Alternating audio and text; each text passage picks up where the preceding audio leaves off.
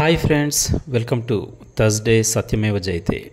ఈరోజు ఆర్ఎస్ఎస్ గురించి ఎప్పుడు వినడమే కానీ ప్రత్యక్షంగా చూడలేదు. నేను అలా ఒక్కసారి ఆర్ఎస్ఎస్లోకి ఈ మధ్య ప్రారంభిక వర్గాలోకి వెళ్ళాను. అక్కడ నా అనుభవాల్ని మీతో పంచుకుంటాను. ఆర్ఎస్ఎస్పై ఉన్న చాలా అనుమానాల్ని ఈ నా అభిప్రాయం అనుమానాల్ని దూరం చేస్తుందని అనుకుంటున్నాను. కథనంలోకి వెళ్ళిపోదామా? ఆర్ఎస్ఎస్ అంటే చాలామందికి వ్యతిరేక భావం ఉంది. అయితే ఒక్కసారి దేవాలయానికి వెళ్తే ఎంత ప్రశాంతత దొరుకుతుందో ఈ ఆర్ఎస్ఎస్ వర్గాకు కూడా వెళ్తే అంతటి ప్రశాంతత దొరుకుతుంది. ఇది నాకు చాలా విషయాలు నేర్పింది. ఒకసారి వీళ్ళ గురించి తెలుసుకుందామని ఈ మధ్య ప్రారంభిక వర్గాకు నేను వెళ్ళాను. ఎంతో సాదరంగా వాళ్ళు ఆహ్వానించారు. వాళ్ళ పలకరింపు నన్ను ఒక్కసారిగా వాళ్ళ వైపు లాక్కుంది. ప్రతి ఒక్కరిని పరిచయం లేకుండానే గౌరవించడం ఇక్కడే నేను మళ్ళీ చూశాను. నాకు కాస్త సమయం పట్టింది. ఇదంతా వట్టిదేమో అనుకున్నాను నేను. అయితే ఒక డాక్టర్ నా దగ్గరికి వచ్చేటప్పుడు మీ పాదరక్షలు బయటే వదలండి, దాంతోపాటు మీ ఇగోను కూడా, అయితేనే నేను మీతో మాట్లాడగలను అన్నాడట అప్పట్లో ఒక డాక్టర్.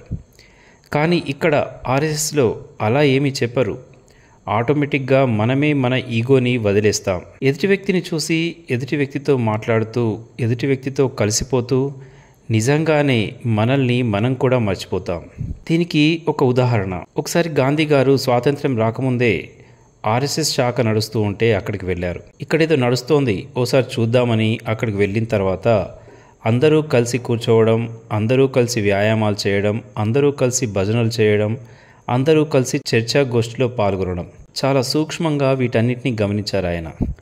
ఒక వ్యక్తిని పిలిచి అడిగారు, మీ కులం ఏంటి అని. ఆయన ఏదో చెప్పారు. మళ్ళీ ఇంకో వ్యక్తిని కూడా పిలిచి ఇలాగే అడిగారు. ఎంతమందిని అడిగినా వాళ్ళ కులం జవాబు ఒకటే, అదంతా మేమంతా హిందువులమని. ఆయన చాలా ఆనందించారు. వెంటనే డాక్టర్ హెడ్గేవర్ గారితో చెప్పేశారు, నేను కేవలం ప్రయత్నం చేసి చూస్తున్నాను, ఒక పని చేయాలని ఆలోచిస్తున్నాను, కానీ మీరు ఆ పనిని చేసి చూపెట్టారు, మీరు ఖచ్చితంగా సఫలీకృతం అవుతారు అన్నారట గాంధీ గారు. అచ్చుగుద్దినట్టుగా చాలామంది పెద్దవాళ్ళు వచ్చారు, చాలా చిన్నపిల్లలు కూడా వచ్చారు ఇక్కడికి. పెద్దవాళ్ళలో రిటైర్ అయిన వాళ్ళు ఉన్నారు, మంచి మంచి డాక్టర్లు కూడా ఉన్నారు. చిన్నపిల్లల్లో ఇప్పుడే ఇంటర్ తర్వాత వచ్చిన వాళ్ళు కూడా ఉన్నారు. అయితే ఎక్కడ ఎవరిని పేరు పెట్టి పలకరించనే లేదు, అందరినీ జీ జీ అంటూ గౌరవించడమే. ఎవరు ఎవరికి చెప్పలేదు ఇలా పిలవాలని, ఒకరిని చూసి ఒకరు నేర్చుకున్నారు అంతే. ఇంకా ఎవరైనా అద్భుతంగా పాట పాడినా, ఎవరైనా అద్భుతమైన ఉపన్యాసం ఇచ్చినా చప్పట్లు అనేవి ఇక్కడ ఉండనే ఉండవు. ఎందుకంటే ఇక్కడ పొగడ్తలకు విలువ లేనే లేదు. మరింత అంకిత భావంతో పనిచేయాలని నేర్పిస్తుంది ఆర్ఎస్ఎస్. ఇక అడుగు పెట్టగానే చకచకా పనులన్నీ చేసేసుకొని శిక్షణలోకి వెళ్ళిపోయాం. మొదట వ్యాయామాలతో మొదలైంది, తర్వాత భోజన విరామం, ఆ తర్వాత చిన్నగా ఒక చర్చ, ఇంకా వైయక్తిక గీత లాంటివి నేర్పించారు. ఆ తర్వాత దీప నిర్వాణం అన్నారు. ఇదేదో కార్యక్రమం అనుకున్నాను, కాదు, దీపాన్ని కార్పేసి హాయిగా పడుకోవడం. ముందే చెప్పేశారు, మొబైల్తో సమయాన్ని వృధా చేసుకోకండి, ఉదయాన్నే లేవాల్సి ఉంటుంది, ఎన్నో వ్యాయామాలు చేయాల్సి ఉంటుంది, కాబట్టి హాయిగా నిద్రపోండి అని. అన్నట్టుగానే ఉదయమే గట్టి విజిల్తో శాఖ మొదలైంది. అరగంటలో మా పనులన్నీ పూర్తి చేసుకొని సంఘస్థానికి వెళ్ళిపోయాం. అన్నీ కొత్త పదాలే. వెళ్ళగానే 3 జట్లుగా విభజించారు. ఒక జట్టుకు సూర్య నమస్కారాలు, యోగా, మరో జట్టుకు కరాటే, ఇంకో జట్టుకు కర్రతో విన్యాసం. నాకు చిన్నప్పటి నుంచి నేర్చుకోవాలనిపించిన కర్రతో విన్యాసాన్ని ఇప్పుడు నేర్చుకున్నాను నేను. సరిగ్గా 30 నిమిషాలు కాగానే మళ్ళీ ఒక విజిల్ వస్తుంది, అంతే. మా శిక్షకులు మమ్మల్ని వదిలి ఇంకో గ్రూప్కి వెళ్ళిపోతారు. ఇలా 3 అరగంటల్లో ఈ 3 శిక్షణలు మాకు చెప్పడం పూర్తయిపోతుంది. ఆ తర్వాత చివరి అరగంట క్రీడలు, గమ్మత్తైన ఆటల పోటీలు. చిన్నపిల్లల్లా ఇవేంటి అనుకున్నాను నేను, కానీ ఆటలు శరీరానికి ఉల్లాసాన్ని మరియు మనసుకు చురుకుదనాన్ని ఇస్తాయని చాలా రోజుల తర్వాత మళ్ళీ తెలుసుకున్నాను. ఒక జట్టుగా ఉండడం అంటే ఏంటో, జట్టుగా ఉంటే లాభాలేంటో, జట్టుగా ఉంటే ఐకమత్యం ఏంటో, జట్టుగా ఉంటే ఎంతటి కఠినమైన పనైనా ఎంత సులువుగా చేయవచ్చో మళ్ళీ ప్రత్యక్షంగా చూశాను నేను. తర్వాత చక్కని అల్పాహారం, ఆ తర్వాత ఒక ముఖ్యమైన ప్రముఖమైన వ్యక్తిని పిలిచేటప్పుడు, ఆయన్ని ఆహ్వానించేటప్పుడు లేచి నిలబడడం, ఆయన కూర్చున్న తర్వాతే అందరం కూర్చోవడం. ఆయన దాదాపు గంట సేపు అనేక విషయాలు మనకు చెప్తూ ఉంటారు.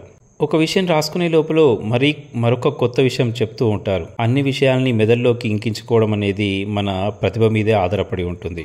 మనకు తెలియకుండా మన దేశం గురించి ఇన్ని గొప్ప విషయాలు ఉన్నాయా అని అప్పుడు అనిపిస్తుంది మనకు. ఇంకాసేపు ఉంటే మరిన్ని విషయాలు తెలిసేవి అనుకునే లోపలే విజిల్ మోగుతుంది. ఒక్కసారి విజిల్ మోగింది అంటే ఆ సమయం అయిపోయినట్టే లెక్క. బౌద్ధిక్లో చక్కని పాటలు, చక్కని గీతాలు పాడడం నేర్పిస్తారు. సంఘం కోసం, దేశం కోసం రాసినటువంటి చక్కని పాటలు అందులో ఉంటాయి. వాటి అర్థాలు తెలుసుకుంటూ ఉంటే నరనరాల్లో ఉత్సాహం, ఉత్తేజం కలుగుతూ ఉంటాయి. ఒకరోజు రాత్రిపూట భజన కార్యక్రమం చేశాం. నా జీవితంలో మొట్టమొదటిసారి భజనలో పాల్గొన్నాను. కేవలం 10 సెకండ్లలో నా ఆలోచన విధానమే మారిపోయింది. భజనలు శరీరానికి, మనసుకు ఎంత అవసరమో ప్రత్యక్షంగా చూశాను. మొదటిసారిగా తాళం కొట్టడం రాకపోయినా మనసుకు అదేదో తెలిసినట్టుగానే ఆ స్తుతితో పాటు తాళాన్ని వేయడం నేర్చుకున్నాను. పాట సాగుతున్నంతసేపు అందరి శరీరాలు అటూ ఇటూ ఊగుతున్నాయి. తబలా, హార్మోనియం తాళాలు కొందరి చేతుల్లో ఉన్నాయి.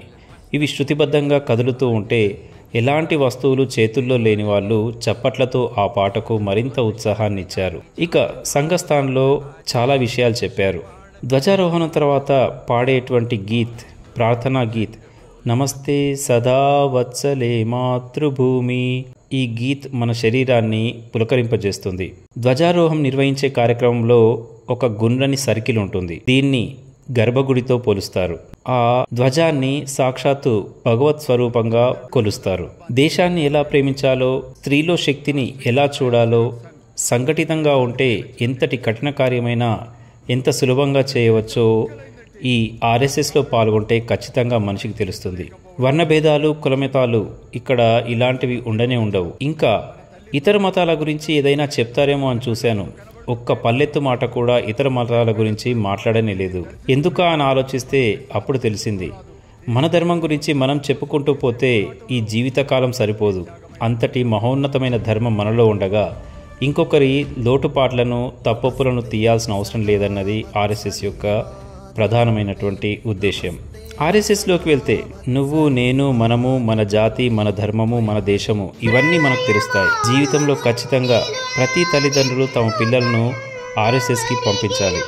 అలా పంపిస్తే ఆ పిల్లలు ఎంతటి అద్భుతాన్నైనా చేయగలరు అనేదానికి ప్రత్యక్ష నిదర్శనం ఈ సంఘం. మొదటిసారి దగ్గర నుండి చూశాను. మనసుతో ఇదంతా రాస్తున్నాను. ఖచ్చితంగా మీ దగ్గర కూడా ఇలాంటి శిబిరం పెడితే తప్పకుండా వెళ్ళండి. అక్కడ వెళ్ళడం ద్వారా మనం నేర్చుకునేది క్రమశిక్షణ మరియు దేశభక్తి. ఇవి రెండూ ఉంటే ఖచ్చితంగా మన దేశం, అఖండ భారతం మళ్ళీ తప్పకుండా అవుతుంది. ఇదండి ఈరోజు సత్యమేవ జయతిలో కథనం. నచ్చితే దయచేసి షేర్ చేయండి. ధన్యవాదాలతో నేను మీ పవన్ కుమార్ పెంటు.